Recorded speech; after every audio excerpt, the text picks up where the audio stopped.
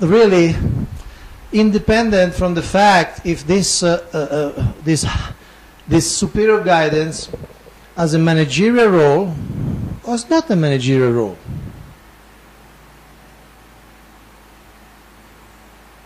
It's a superior guidance. It's a bona fide source of information, bona fide source of training.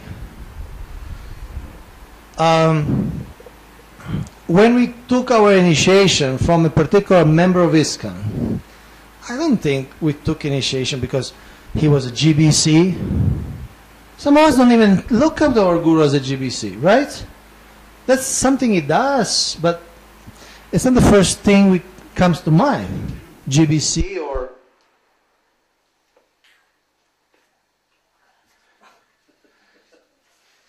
Hare Krishna.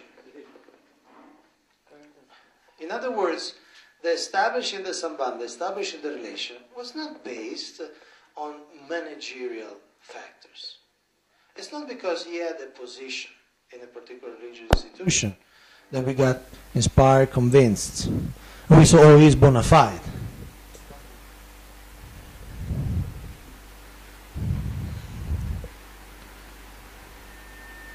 No, he's a sadhu, he's a holy person. We see him he's happy, he enriches our life, we submit to him, and then we also get, oh, he's also maybe a manager or he has some specific institutional role as a GBC, could be a minister, could be something else, could be a temple president. We have gurus who are temple presidents. So that also encourages us to cooperate with the society, because if a guru cooperates, why should I not cooperate? Right? So unity, the sense of unity, but unity in diversity.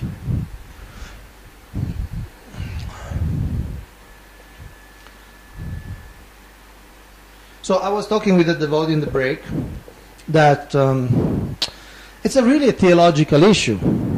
And in other words, what is the legitimizing factor of giving guidance or giving shelter? One can say, well, if it's not coming in the line of management, if the person doesn't have a connection or a role, a function in the institution or in the management of the institution, that's not really authorized. Okay? And this is a kind of a, remember the discussion yesterday, culture, assumptions? It's kind of a common assumptions I see in ISKCON nowadays. Or at least there is some tendency to stress that assumption but frankly I don't see much of the evidence for that assumption. I would rather say that this devotee is legitimized to give guidance and give shelter because he is connected to the Sampradaya. He's connected to Lord Chaitanya through the Parampara and Bhaktivinoda Thakur, Lord Kishodas Babaji Maharaj, the Shiksha line, Srila Bhaktivinoda Saraswati Thakur, Srila Prabhupada is present guru, if he's Prabhupada disciple, and so he's a member of the Sampradaya. And according to his capacity to inspire, he will get people who see his guidance. It may or may not be part of the management.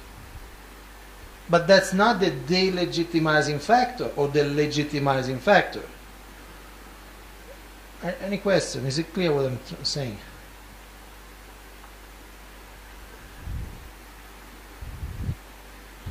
Otherwise, we create a theology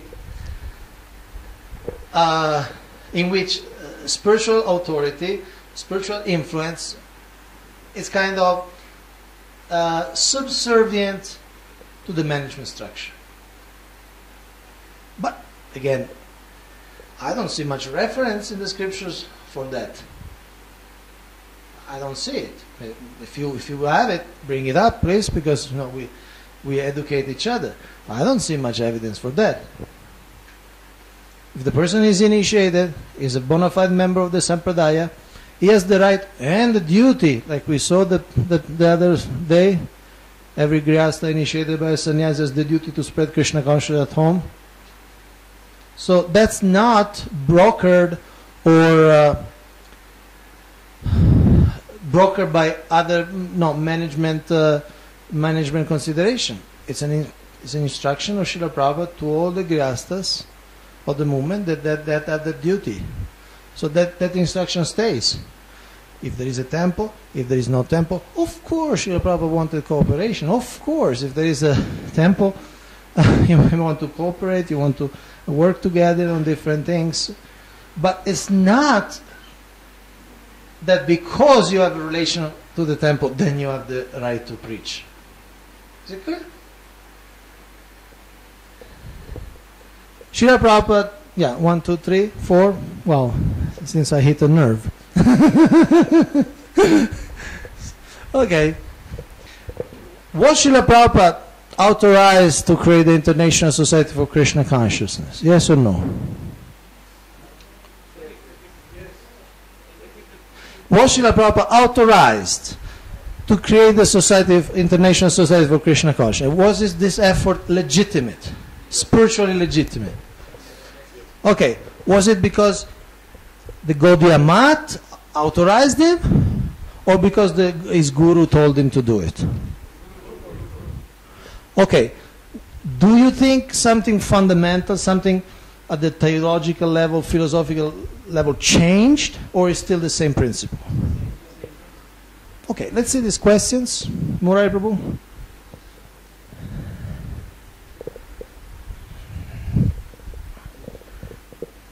I see generally the society fears that such groups which are not connected to the ISKCON center very properly, so they have their own practices, sometimes may not be totally like Siddhasarupananda. This one case was the initial period. You know, they have their own dress.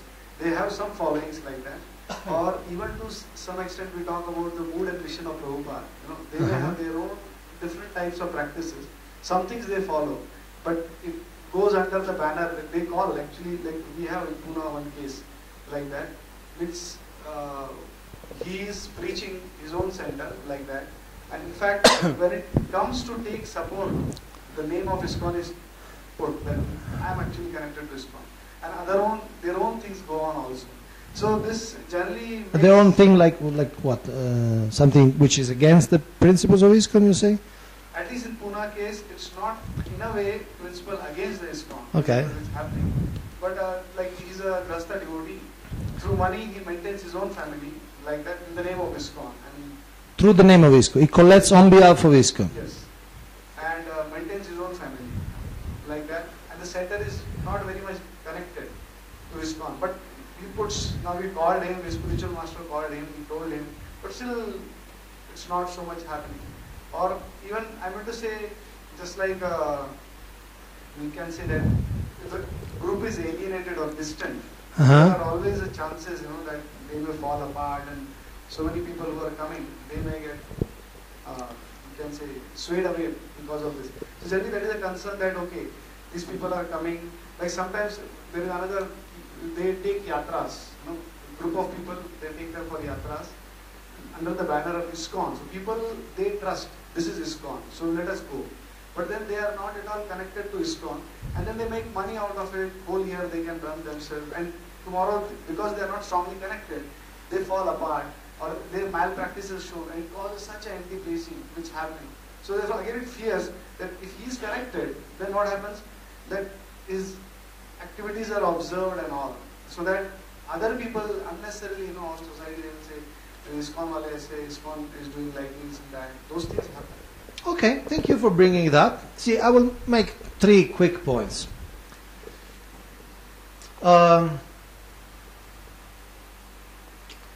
First of all, we need to be introspective. We didn't really stop, go on under some tree and analyze our motivation. Motivation you present is noble. You are concerned for the spiritual life of you're concerned for their protection. You're basically caring for them, and you're caring for the people in touch with them. Okay? So, if we really identify, this is my motivation, then there's I don't see any problem. Okay? But if we look in ourselves and there is a motivation, and I'm not talking about this specific case, okay, in general, maybe there is also some motivation of control, there is some assumption that they're not really authorized because they're not under me. Sometimes there is some neurosis also, some slight mental disturbance. People want to, they don't, from paranoia, some sort of, I need to be in charge. Like possessiveness, excessive possessiveness. So, first point I make, let's all of us make a nice analysis of our motivations. If you analyze your motivations, pure, fine, you just want to serve. Second point, I'm a little surprised that you don't stop these people using the name of ISKCON. I'm a little surprised. Because they're not being, they're ISKCON members, but they're not ISKCON officers. In other words, as far as I understand what you said, they cannot represent ISKCON. You follow?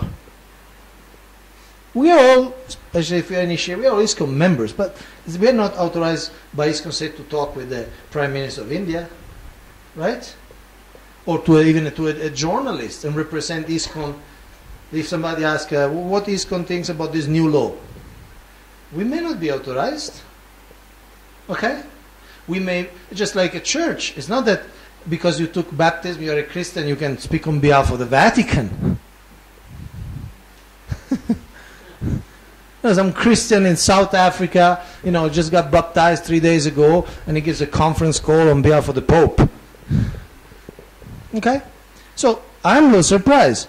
This, in some place what they say, what they do, I'm not exactly saying this is the way, but some place they take the newspaper, they put the advertisement, such and such person is not ISKCON representative. And at least you can always say, look, we inform the public then. So I'm a little bit surprised that this is going on. Because again, we're discussing principle of spiritual authority in duty of doing. But using the name, which is a facility, is called soft asset, which should be under the control of the GBC and the society. And it's not giving free, just like franchising, okay? I cannot just make my own drink in my courtyard and call it Coca-Cola. I go to jail. You follow? No, but I'm a very loyal drinker of Coca-Cola. Yeah, but that does not authorize to sell on behalf of Coca-Cola. Okay? So, and the third thing I would like to bring up is true that sometimes different groups, different individuals may go off. But I would like to make the point that that does only happen to congregational entities. Sometimes the whole temple goes off and the congregation remains loyal to ISKCON. You follow? And we have at least two examples. Calcutta, I mentioned, the whole mansion went off, but badly off. And the congregation, the innocent devotees stayed in ISKCON. With pain, and so this fighting and this and that. So, okay? And another, of course, even bigger is Bangalore. Right? Madhu Pandit went off not only philosophically, he just took the whole property off. Right? And the congregation stayed in ISKCON. The brahmachari went into the retreat camps. I don't know how much you know the history. Some of you are familiar. I was there in a sense. I was visiting at the time. The whole temple went off. And the congregation stayed. So, in other words, it's not a guarantee because you're managing that would protect you. That's the third point I want to make. It's not a rule that only people who are, say, self-sufficient, they go off. Anybody can go off. Gaurasundar, we just mentioned this morning, was the temple president in the temple. He sold the temple. It was not the congregation that went in Maya. Okay? So if we study the history of